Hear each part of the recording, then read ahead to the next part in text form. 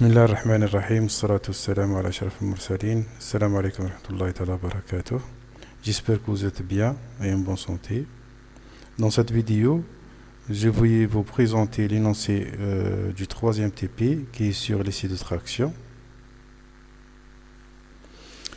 Donc TP numéro 3, essai de traction sur une machine de traction uniaxiale. Donc on commence par généralité. Donc sur une machine de traction uniaxiale, une éprouvette à section cylindrique ou rectangulaire est sollicitée en traction. C'est-à-dire بالعربية traction معناتها شد. Donc on applique une force normale de traction croissante, c'est-à-dire une force qui augmente avec le temps sur une éprouvette. Donc comme j'ai dit tout à l'heure, cette éprouvette peut être cylindrique ou rectangulaire. Et on enregistre à chaque fois la valeur de la force et de l'allongement delta L ou bien de la position. Et ainsi, on construit une courbe de traction F en fonction de delta L. Et à partir de cette courbe, on peut déduire la courbe d'écrouissage sigma, la contrainte équivalente vraie, en fonction de la déformation équivalente. Donc la machine de traction, elle est illustrée par cette figure. Donc je pense que j'ai déjà parlé sur cette machine, et dans la vidéo qui va suivre cette vidéo, donc vous allez voir l'expérience devant vous. Donc dans cette machine, donc on peut, comme j'ai dit tout à l'heure, on peut solliciter des éprouvettes cylindriques, plus généralement des éprouvettes cylindriques, et pour les tôles, on utilise des éprouvettes de section rectangulaire. Donc, voilà, donc pour les sections, pour les éprouvettes cylindriques, on a la section qui est égale à PD au carré sur 4, et pour les éprouvettes plates, ou bien à section rectangulaire, S est égal la largeur fois l'épaisseur, B fois A. Et pour les deux éprouvettes, on a la longueur initiale L0. Donc, cette longueur, dès qu'on applique l'effort de traction, donc cette longueur, elle va changer. Même la section. La section, elle va aussi changer. Donc, pour déterminer la courbe d'écrouissage, donc les courbes force déplacement expérimentale sont transformées en courbes contraintes équivalentes et en fonction de la déformation équivalente. À partir des modèles analytiques classiques basés sur l'hypothèse d'homogénéité de contrainte et de déformation. L'homogénéité de déformation, c'est-à-dire qu'on va supposer que l'éprouvette, elle se déforme d'une façon homogène, c'est-à-dire si on prend la déformation dans différents points, donc elle ne va pas changer, c'est-à-dire la déformation donc reste constante sur tous les points de l'éprouvette lors de la traction. L'hétérogénéité, c'est l'inverse de l'homogénéité. Donc, la déformation, elle n'est pas la même dans différents points pendant la traction. Donc, là, pour utiliser ces lois, donc, il faut supposer que la déformation est homogène. Donc, la contrainte équivalente vraie, sigma bar, est égale à F, la force, divisé par S. S, et ce n'est pas S0. Donc, ce n'est pas S0, c'est-à-dire la section initiale. Donc, S, elle va changer, donc la section, elle va changer,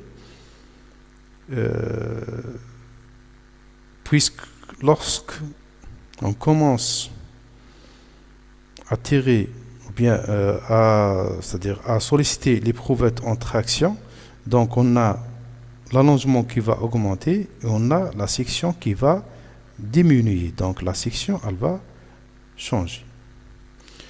Donc pour déterminer la section S, donc OF est l'effort mesuré, la section S est la section de l'éprouvette à l'instant T, c'est-à-dire elle change. Qui veut, si l'on considère que la déformation se fait à volume constant, c'est-à-dire on va utiliser la loi du volume constant, c'est-à-dire S0 fois L0, ça représente le volume de la partie considérée en traction de l'éprouvette, c'est-à-dire S0 fois L0 représente le volume de cette partie utile dans l'essai de traction, qui est égal à S0 fois L0 est égal à S, qui change en fonction du temps, fois, donc la nouvelle est égale à la nouvelle section, fois le nouveau longueur, ou bien le nouveau allongement, c'est-à-dire L0 plus delta L. L0 plus delta L. Donc voilà, et à partir de cette loi, on peut faire sortir S qui est égal à S0 fois L0 sur L0 plus delta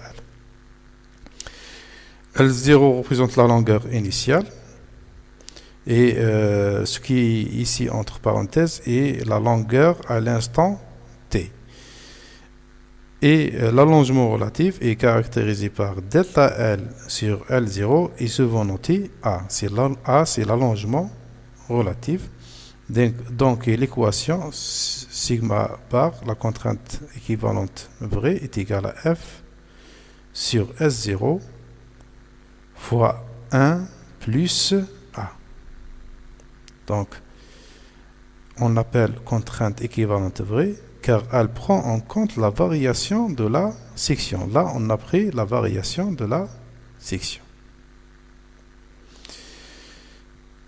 La déformation équivalente est déterminée à partir de la vitesse de déformation, c'est-à-dire par intégration de la vitesse de déformation, on obtient l'équation de la déformation équivalente vraie qui est égale au logarithme népérien de 1 plus l'allongement relatif A qui est égal à delta L sur L0.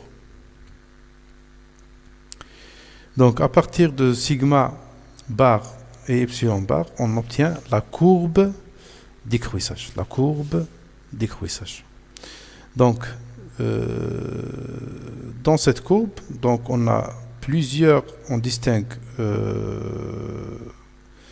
3 domaines différents. OA, A jusqu'à D, puis le domaine, puis on a la rupture de l'éprouvette. Donc on a le domaine élastique, c'est-à-dire quand on sollicite l'éprouvette dans ce domaine, une fois on relâche l'éprouvette, donc elle va revenir à l'état initial, donc on est dans le domaine élastique. Donc à partir de A, on rentre dans le domaine plastique et là, on va avoir une déformation permanente, c'est-à-dire même si on relâche, donc l'éprouvette sera déformée. Donc en fonction de la déformation, donc la déformation au point C sera localisée dans une zone, bien dans une région de l'éprouvette. Ce point on l'appelle l'astriction. Donc après l'astriction, il va y avoir directement la rupture de l'éprouvette. Donc entre le point C et le point D, on n'a pas vraiment une grande durée. C'est-à-dire c'est directement après l'astriction, on va avoir la rupture. Donc l'astriction, sa plage est très petite en fait. Donc voilà. Donc à partir de cette courbe, on peut tirer plusieurs caractéristiques mécaniques. C'est pour cela l'essai de traction, c'est un essai qui est très riche en informations par rapport, par exemple, l'essai de résilience et l'essai de dureté qu'on a réalisé avant. Donc à partir de cette courbe, on peut tirer la limite élastique RE, qui est très très utilisée, surtout en RDM et en construction mécanique. Donc, ils se vont appeler RE la contrainte admissible. La contrainte admissible pour, c'est-à-dire elle est utilisée dans la condition de résistance pour dimensionner les pièces mécaniques. C'est-à-dire quand on dimensionne les pièces mécaniques, il faut que les contraintes dans la pièce mécanique ne dépassent pas la contrainte admissible qui est égale à RE. C'est-à-dire après sollicitation d'une pièce mécanique, il faut qu'elle revienne à l'état initial. Donc on a RE, ça c'est la limite élastique normalisée à 0,2% de déformation. On a la contrainte maximale, la résistance maximale, qui correspond au point C. Donc c'est le sommet de la courbe, ou bien c'est le point maximal de la courbe. Puis on a le point de la rupture, ou bien la contrainte à la rupture, R. Donc ces deux paramètres sont utilisés surtout dans des tableaux pour, par exemple, l'usinage des pièces mécaniques. Donc voilà, concernant la courbe d'écrouissage. Donc vous avez ici l'explication de chaque partie et de chaque point. Donc le travail demandé. Donc ici on a deux parties, partie expérimentale et partie numérique. Donc sur la machine de traction, prenez les mesures de déplacement en fonction de la force. Donc ça je vais réaliser moi-même puisque vous ne seriez pas présent. Donc c'est moi-même qui va faire l'expérience. Je vais vous donner ces deux tableaux.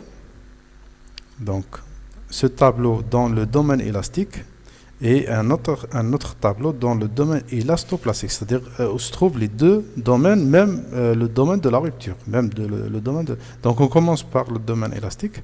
Donc je demande de tracer les deux courbes F en fonction de delta L et la contrainte en fonction de epsilon, c'est-à-dire moi je vais vous donner F et delta L.